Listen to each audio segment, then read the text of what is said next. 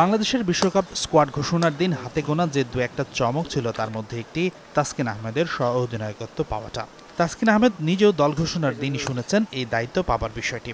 Board আগে থেকে আলোচনা না করলেও সহ-অধিনায়কের দায়িত্ব দেয় গর্বিত তাসকিন।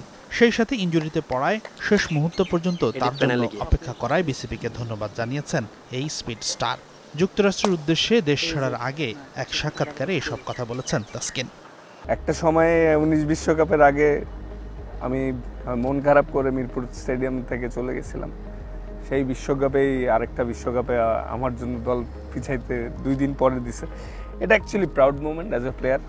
2014 সালে 1 এপ্রিল টি-20 আর 17 জন জাতীয় দলের জার্সিতে ওয়ানডে অভিষেক হয় তাসকিন আহমেদের। রঙিন পোশাকে টাইগারদের হয়ে প্রায় 10 বছর ধরে খেলছেন ঢাকার এই তারকা।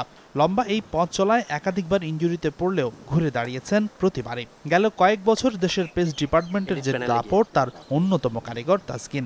10 বছর জাতীয় দলে খেলার অভিজ্ঞতা কাজে লাগিয়ে এবার বিশ্বমঞ্চে বড় কিছু করে দেখানোর সময় এসেছে বলছেন টাইগারদের নতুন ভাইস ক্যাপ্টেন।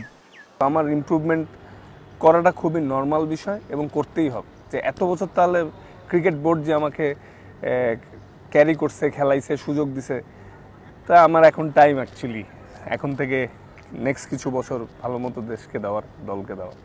20 দলের এবারের বিশ্বকাপে 5টি করে দল নিয়ে হয়েছে 4টি গ্রুপ। ডি গ্রুপে বাংলাদেশের সঙ্গেই শক্তিশালী দক্ষিণ আফ্রিকা, শ্রীলঙ্কা, নেপাল ও নেদারল্যান্ডস। প্রতি গ্রুপ থেকে 2টি করে দল যাবে পরের রাউন্ডে। তাই তো বাংলাদেশের সুপার 8-এ যাবার পথটা খুবই কঠিন, কিন্তু পথটা দুর্গম হলেও লক্ষ্য অর্জন করা সম্ভব বলছেন তাসকিন।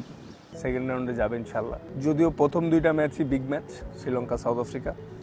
আর টি-20 খুবই আনসার্টেনিটির খেলা, যে কাউকে হারাই দিতে পারে যে কোনো সময়।